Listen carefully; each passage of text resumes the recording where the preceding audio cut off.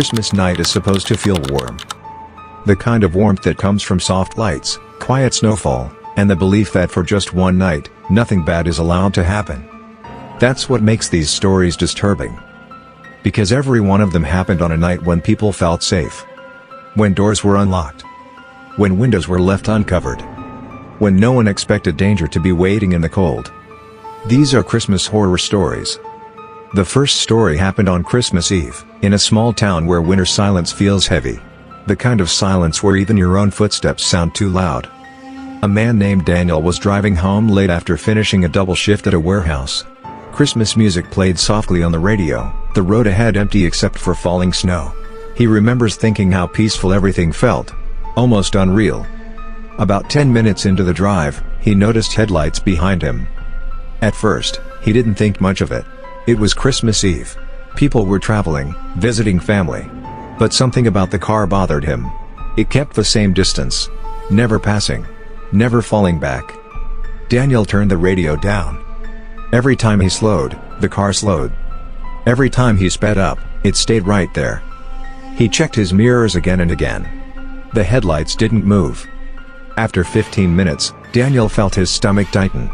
He turned off onto a side road, one that led through a wooded area. The kind of road nobody used unless they lived there. The headlights followed. Snow began to fall heavier, covering the road in white. Daniel's hands shook on the steering wheel. He told himself he was being paranoid, that it was just someone else heading home. Then the car behind him turned off its headlights. Daniel couldn't see it anymore. He drove faster, heart pounding, breath shallow. The darkness behind him felt wrong. Too empty. Like something was hiding inside it. Suddenly, headlights came back on, closer than before. Daniel slammed the brakes and swerved onto a narrow path leading toward an abandoned rest stop. The car behind him followed without hesitation. He jumped out of his car and ran toward the building, slipping on ice, lungs burning. He didn't look back. Inside the rest stop, it was pitch black. Broken glass crunched under his shoes. He hid behind a vending machine, holding his breath. Outside, he heard a car door open. Footsteps. Slow. Deliberate. Someone walked around his car. He could hear metal scraping. A handle being tested. Then silence. Daniel stayed hidden for nearly an hour before calling the police. When officers arrived, they found his car doors scratched deeply, as if someone had tried to pry them open. They never found the other vehicle. Daniel never drives alone on Christmas Eve anymore. The second story happened in a quiet neighborhood where every house was decorated with lights and wreaths. A place where nothing ever happened. Emma lived alone in a small house at the end of the street. She loved Christmas more than anything. She decorated early, played carols late into the night, and always left her porch light on. On Christmas night, she fell asleep on the couch with the TV playing softly. Sometime after midnight, she woke up. Not because of the noise, but because she felt watched. Her eyes opened slowly. The room was dark except for the blinking lights on her tree. The TV screen flickered silently. That's when she noticed the front door. It was open. Just slightly. Emma sat up, heart racing. She knew she locked it. She always locked it. She grabbed her phone and turned on the flashlight. The door creaked as she pushed it open. Cold air rushed in. Snow-covered footprints led from her porch, into her living room, and stopped right in front of the couch. Emma backed away, whispering for someone to leave.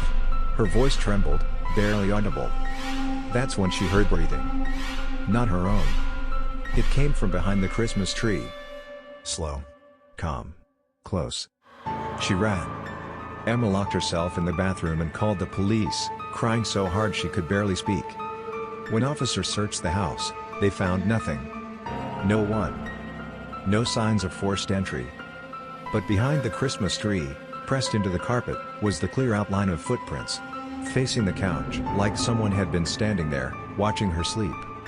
Emma moved out before New Year's. She never decorated for Christmas again. The third story happened during a snowstorm that shut down an entire highway. A family was driving home from a Christmas dinner, laughing, tired, ready for bed.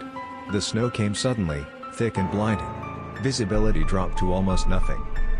They pulled over near a gas station that looked closed. Lights were off. No cars in sight. The father stepped out to check the building. That's when he saw movement inside. A figure standing near the window. He knocked on the door, calling out. The figure didn't move. It just stood there, watching. The father backed away slowly, feeling a deep, unexplainable fear. He returned to the car and told his family they needed to leave. As they drove away, he looked back. The gas station lights turned on. Every window lit up at once. Inside, dozens of figures stood perfectly still, facing the road. The snow swallowed the building moments later. When authorities checked the area the next day, they found no gas station at that location. Just an empty lot. The final story is the one people refuse to talk about. It happened in an apartment building during Christmas morning. A woman woke up to the sound of bells. Not church bells. Small bells. Like the ones tied to Christmas decorations. She followed the sound into her hallway. At the end of the hall stood a man dressed as Santa Claus. Perfectly still.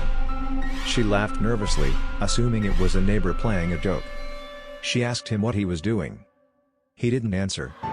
She stepped closer. That's when she noticed his face. The beard was real. The smile wasn't. It was too wide. Too still. The bells stopped ringing. The man took one step forward. She ran back into her apartment and locked the door. Moments later, she heard knocking. Soft. Polite. Then scratching. When police arrived, they found deep claw marks on the door. They never found the man. But every Christmas morning, residents report hearing bells in the hallway. Christmas is supposed to be safe. It's supposed to be warm. But sometimes, the cold doesn't stay outside. Sometimes, it watches. And waits. Christmas night doesn't always end when the sun comes up. For some people, it follows them long after the lights are taken down and the snow melts away. The next story comes from a woman who worked as a night nurse in a small rural hospital. Christmas shifts were usually quiet. Most patients slept. Staff numbers were low. The halls felt longer at night, the silence deeper. That Christmas night, the power went out. Emergency lights flickered on, bathing the hallway in a dull red glow. The nurse walked from room to room, checking on patients, reassuring them everything was fine. Most were asleep. A few asked what time it was. No one seemed alarmed. Until she reached the end of the hall. Room 312 was empty. It had been empty all week. She knew that because she had cleaned it herself earlier that night. But the door was open. Inside, the emergency light revealed a figure sitting upright on the bed. A man. He was facing the wall. She froze, hand gripping the doorframe. She called out softly, asking if he needed help. No response. She stepped inside. The man wore hospital clothes. Clean. Neatly folded blanket over his legs. His hands rested calmly at his sides. She noticed something wrong immediately. His feet weren't touching the floor. They hovered inches above it. She whispered again. Louder this time. The man's head turned slowly, far too slowly, until his face was visible. His eyes were open.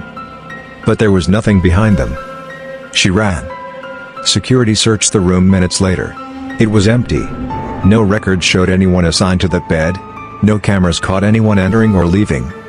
Later that morning, another nurse reported hearing someone humming Christmas music in the hallway near room 312. The room has been locked ever since.